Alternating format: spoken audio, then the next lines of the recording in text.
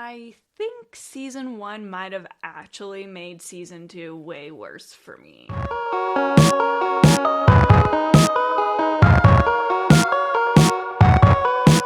What is up, everyone? Welcome back to the channel and to another video. Today we are going to be discussing Naruto Season 2. Now, as a reminder, if this is your first time here, I am starting my Naruto journey as a 2025, and I am going to be talking about seasons once I get through them. Now, I am going to be going based off of what they have listed in Crunchyroll as seasons. I do know this show was not seasonal. However, there is about 26 episodes per season, which is a good stopping place for me to kind of get in front of the camera and talk about my honest thoughts and opinions on the last 26 episodes, so that I can take you all on my journey. I'm sure a lot of you have been watching Naruto for a very, very long time, and maybe seeing someone go through it for the first time could be fun for you. So if you like this video, don't forget to like the video, subscribe to the channel, and leave a comment your thoughts on my opinions on Naruto Season 2. And I will warn you, I really liked Season 1. Let's just talk about it. So as usual, I'll be breaking down this video into 4 parts. I'll talk about the characters, the animation, the storyline, and my overall thoughts on the season. And there were a lot of characters introduced in this arc, which is one of the best things about it.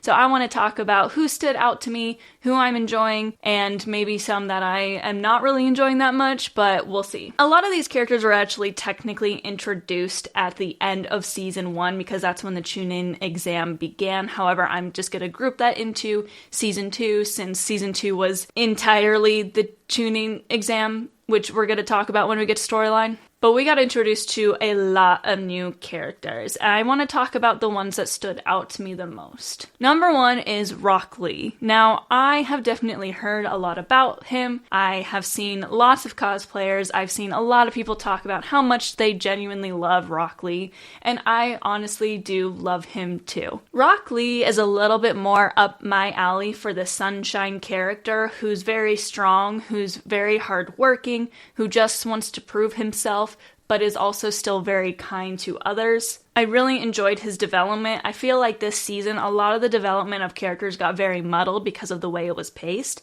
but Rock Lee's definitely stood above the rest for me. Possibly because it was near the end, so I didn't have a ton of stuff to get through after all of his development. And I would say his 1v1 was definitely on the more emotional side. However, I think that he's going to be back in the game at some point. I don't think these permanent injuries are going to actually be permanent, just because I've heard way too much about him for his story to be done already. But he's just like a very sweet boy who is very untalented and had to work extra hard to get where he's at. And he has a lot to show for it because he put up a fight against Gaara, who seems to be fairly invincible at this point in time. So I would say Rock Lee not only was one of my favorite characters of the season, but I think he's as of now one of, if not my favorite character of the show so far. Now, speaking of their 1v1, Gaara is also an interesting character that stood out to me. I have definitely seen a lot of stuff about him, not like information, but just pictures and people talking about him. So I know he's going to be a very prevalent character within the story. I'm interested to see what happens to him, though. Right now, he seems to be very evil and fighting on the wrong side of everything. However, I do really like his design.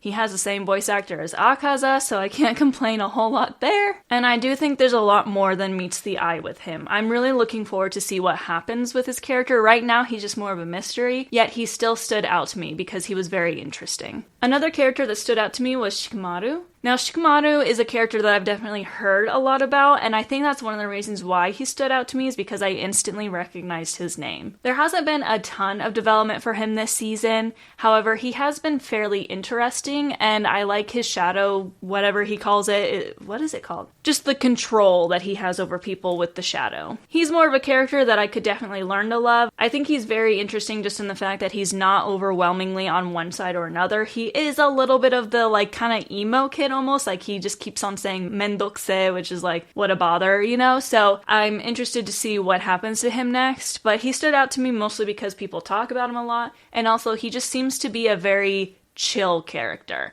not overwhelmingly loud like Naruto, and not overwhelmingly depressed and quiet like Sasuke. Neji is also a character that I've seen a lot of people talking about how much they like him, but I currently do not like him. His whole battle with Hinata and his whole thing where it's like if you're born weak, you stay weak, you have no chance of being strong is just such a jaded way of thinking. I did not like him. I did not like the fact that he almost killed Hinata, but I'm sure there will be some development there. A lot of these characters have plenty of development to come that will probably change my perspective of them as the story progresses. Now, all of those new characters, along with the development of the rest, so we had, of course, the characters that I talked about last season, which was Naruto, Sasuke, Sakura, and Kakashi. All of them had decent development. Naruto was still very annoying, but a little tiny bit less. Sasuke has a lot going on with him, and I have no idea where it's going with this curse mark, which we'll talk a little bit more when I talk about the storyline. Sakura was really... I still am frustrated. It's not that I dislike her specifically. I'm really frustrated with how she's being written. I got very excited halfway through when there was an episode that was called Sakura Blooms, and I thought it was going to be some beautiful, out-of-character moment where she was going to protect Naruto and Sasuke and show her true strength, because I haven't even, seen her fight yet. And the big reveal was that she was willing to cut her hair. But overall, I feel like the new cast of characters is interesting enough that I'm engaged.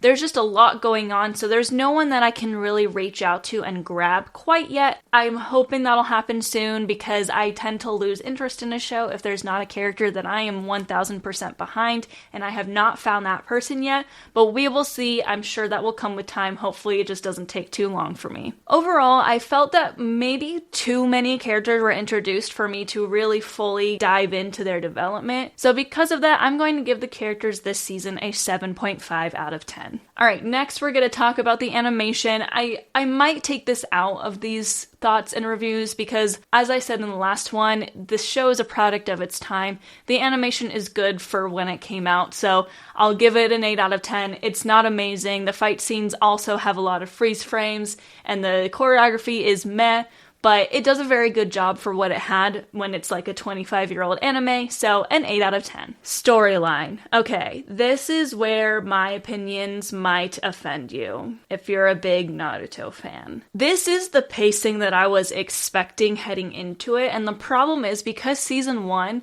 was actually paced quite well and progressed very well, I was like, maybe people are just dramatic and the pacing of the show isn't actually half bad. And now I see what everyone's talking about. So because I went into the show with the expectation that the pacing was going to be really bad, and then season 1 subverted that expectation, it made the Chunin exam arc be way worse for me. Starting with the written exam, that was fine. I'm gonna preface this by saying I am not a fan of exam arcs. I never have been. I don't like the exam arc in Hunter x Hunter. I don't like most of the exam arcs in My Hero Academia.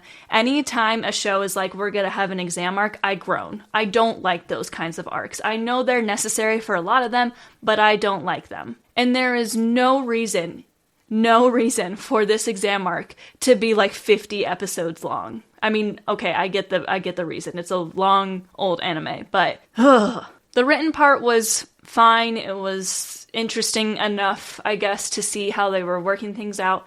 And also the Forest of Death, I think it was called, was actually quite interesting. We got introduced to Orochimaru, who seems to be the main villain of the story so far. We got introduced to Sasuke's curse mark and whatever is happening with that, which I admit I don't fully understand. However, I think I've got the gist of it. We were introduced to the idea that this is maybe not just an exam, but actually a plan from another city to try and kind of overtake the Hidden Leaf Village. When I really started to have my issue was when we got to the preliminary tournaments before the actual tournament. I understand wanting to develop the characters and take time to show each one of their battles. However, 2 to 3 episodes per battle made it so that by the time we got to those final few, I forgot what happened at the very beginning. So all those characters that got time at the beginning, I was like, oh, I don't remember that. Literally, I had forgotten that Sasuke was even in it or that he won his.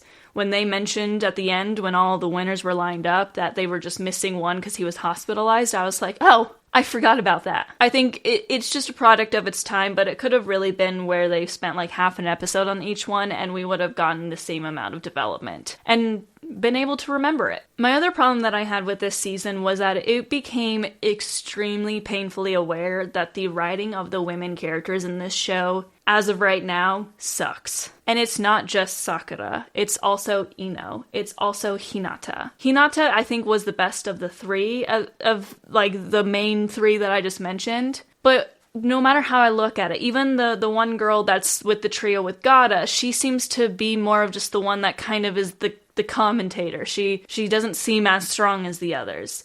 We have the female Jonin that is always with Kakashi and the others, but she seems to be the most that just kind of stands there and says things. We have Sakura, who during the forest had an episode that was supposed to be this big moment, and it was just her cutting her hair. Like, she didn't actually even do anything outside of hug Sasuke out of his crazy state when he did all the work. The battle between Ino and Sakura was so just like girls fighting over a boy, and neither one of them was able to win. The only one that ended in a draw where they both lost was between two girls. The other time that there were girls in the battle, it just magically happened to be 1v1 because obviously the writer didn't think that a girl could go against a guy. And then with Hinata, who had a pretty good fight with Neji, they were like, oh my gosh, she's gonna die in 10 minutes if we don't save her. They take her off the screen, and then we don't hear from her again until she's literally out of the hospital just chilling, going back to her Naruto. Pacing aside, that was my biggest issue, and a lot of people have warned me that the female writing in the show is